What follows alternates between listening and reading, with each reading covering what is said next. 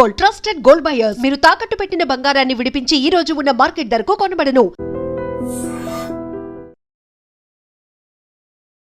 నమస్తే, welcome to I dream talking point with కవిత.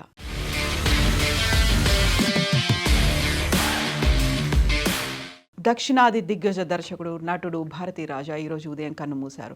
భారతీయ చలనచిత్ర రంగంలో లెజెండరీ దర్శకుడుగా ముద్రపడినటువంటి ఇయక్కునర్ ఇమయం అంటే దర్శక శిఖరంగా పేరొందినటువంటి భారతీ రాజాకు 84 ఏళ్ళు. కొంతకాలంగా అనారోగ్యంతో బాధపడుతున్నటువంటి భారతీ రాజా చెన్నైలోని తన నివాసంలో తుది శ్వాస విడిచారు. భారతీ రాజా మృతితో తమిళ సినీ పరిశ్రమతో పాటుగా తెలుగు చిత్రసీమలో విషాద ఛాయలు అలముకున్నాయి.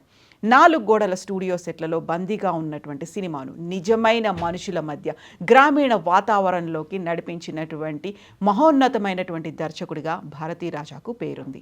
పలువురు సినీ ప్రముఖులు, రాజకీయ నాయకులు ఆయన మృతిపై సంతాపం వ్యక్తం చేశారు. భారతీ రాజా గత కొంతకాలంగా వయోభారంతో పాటు తీవ్రమైనటువంటి ఊపిరితిత్తుల ఇన్ఫెక్షన్తో బాధపడుతున్నారు.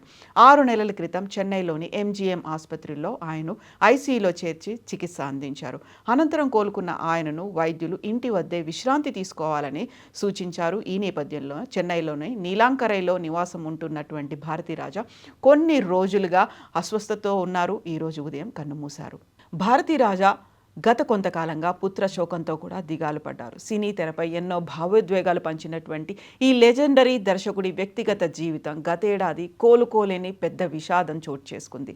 2025 మార్చిలో ఆయన కుమారుడు నటుడు మనోజ్ భారతీ రాజా కేవలం 48 ఏళ్ల వయసుకే గుండెపోటుతో అకాల మరణం చెందారు. తన కళ్ళ ముందే కన్న కొడుకు వెళ్ళిపోవడంతో భారతీ రాజా తీవ్ర మనస్తాపానికి గురయ్యారు. ఆ పుత్ర శోకం ఆయన్ను మానసికంగా బాగా కుంగదీసింది. కొడుకు అంత్యక్రియల సమయంలో ఆయన పడిన వేదన ప్రతి ఒక్కరిని కలిచివేసింది.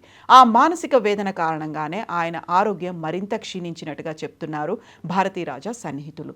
గతేడాది డిసెంబర్లో శ్వాసకోశ సమస్యలు, ఉబ్బసం తీవ్రమవడంతో కుటుంబ సభ్యులు చెన్నైలో ఉన్నటువంటి ఆసుపత్రిలో చేర్పించారు, చికిత్స అందించారు. వయసు పైపడడం, మానసిక దిగులు తోడడంతో అప్పటి నుంచి ఆయన పూర్తిగా కోలుకోలేకపోయారని ఆయన అభిమానులు చెప్తున్నారు. ఇక భారతీ రాజా సినీ ప్రస్థానం 1941 జూలై 17న తమిళనాడులో అల్లినగరంలో మాయదేవర్ కరుత్తమ్మ దంపతులకు భారతీ రాజా జన్మించారు. ఆయన అసలు పేరు చిన్నస్వామి. చిన్ననాటి నుంచే సాహిత్యం, వక్తృత్వ పోటీలు, రంగస్థల నాటకాలపై ఆయన ఆసక్తి కనబరించారు. కొంతకాలం స్వగ్రామంలో ఆరోగ్య పరిశీలకులుగా పనిచేసినటువంటి భారతీ రాజా సినిమాలపై ఉన్నటువంటి మక్కువే చెన్నైకు తీసుకొచ్చింది. సినీ రంగంలో అవకాశాల కోసం తీవ్రంగా శ్రమించినటువంటి భారతీ రాజా జీవనోపాధి కోసం పెట్రోల్ బంకుల్లో కూడా పనిచేయడం, దాని తర్వాత నాటకాల్లో కూడా పార్టిసిపేట్ చేశారు. ఎన్నో కష్టాలు పడిన తర్వాత దర్శకుడు పి పుల్లయ్య వద్ద సహాయ దర్శకుడిగా అవకాశం దక్కించుకున్నారు. అదే ఆయన సినీ ప్రయాణానికి బలమైనటువంటి పునాది వేసింది. 1977లో విడుదలైనటువంటి తమిళ చిత్రం 16 వయథినిలేతో భారతీ రాజా దర్శకుడిగా పరిచయం అయ్యారు. తొలి చిత్రంతోనే తన ప్రత్యేకతను చాటుకున్నారు.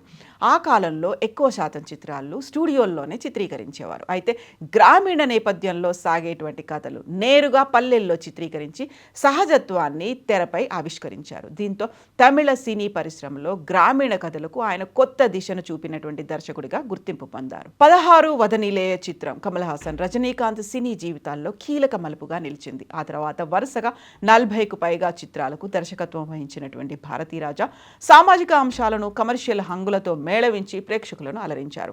గ్రామీణ జీవనశైలి, మానవ సంబంధాలు, భావోద్వేగాలను సహజంగా ఆవిష్కరించడం ఆయన చిత్రాల ప్రత్యేకతగా నిలిచింది. భారతీ రాజా అనగానే మనకు గుర్తొచ్చేది వాస్తవికత. 1977లో తమిళంలో మొదటి చిత్రంతో దర్శకుడిగా ప్రస్థానం ప్రారంభించినటువంటి ఆయన అదే సినిమాను తెలుగులో 16 ఏళ్ల వయసులో శ్రీదేవి, చంద్రమోహన్ ప్రధానమైనటువంటి తారాగణంగా రీమేక్ చేసి తెలుగులో కూడా సంచలనం సృష్టించారు. ఆ తర్వాత ఆయన అందించినటువంటి సీతాకోకచిలుక తెలుగు సినిమా చరిత్రలోనే ఒక బ్లాక్ బస్టర్ హిట్గా నిలిచిపోయింది. దాదాపు 4 దశాబ్దాల సినీ ప్రస్థానంలో 40కి పైగా చిత్రాలను తెరకెక్కించి ఎందరో నూతన దర్శకులకు స్ఫూర్తిగా నిలిచారు.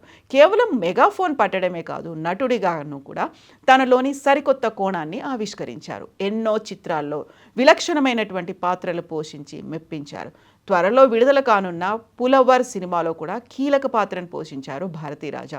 నటుడిగా ఇదే ఆయన చివరి చిత్రం కానుంది. భారతీ రాజా సినీ ప్రస్థానంలో అనేక పురస్కారాలు లభించాయి. సీతాకోక చిలుక చిత్రానికి తెలుగులో ఉత్తమ చిత్రంగా జాతీయ పురస్కారం దక్కింది. 1981లో అదే చిత్రానికి ఉత్తమ దర్శకుడిగా నంది అవార్డు కూడా అందుకున్నారు భారతీ రాజా. 1986లో తెరకెక్కించినటువంటి ముదల్ మరిందై మూవీకి జాతీయ ఉత్తమ తమిళ సినిమా అవార్డు లభించింది. 1996లో అంతిమంతారై సినిమాకు మరోసారి జాతీయ ఉత్తమ తమిళ సినిమా పురస్కారం దక్కింది. భారతీయ సినీ రంగానికి ఆయన చేసిన సేవలను గుర్తించినటువంటి కేంద్ర ప్రభుత్వం 2004లో పద్మశ్రీ పురస్కారంతో సత్కరించింది. 2014లో SIIMA lifetime achievement award కూడా అందజేసి ఆయన చేసినటువంటి కృషిని గౌరవించింది. సహజత్వానికి నిలువెత్తు రూపంగా నిలిచి భారతీయ సినిమాను అంతర్జాతీయ స్థాయికి తీసుకెళ్లినటువంటి ఈ దర్శక శిఖరంగా భౌతికంగా మనకు దూరమయ్యారు. అయినప్పటికీ ఆయన సృష్టించినటువంటి అద్భుత కావ్యాలు, మరుపురాని పాత్రలు రూపం ప్రతి ఒక్కరి గుండెల్లో ఎప్పటికీ చిరస్థాయిగా నిలిచిపోతాయి.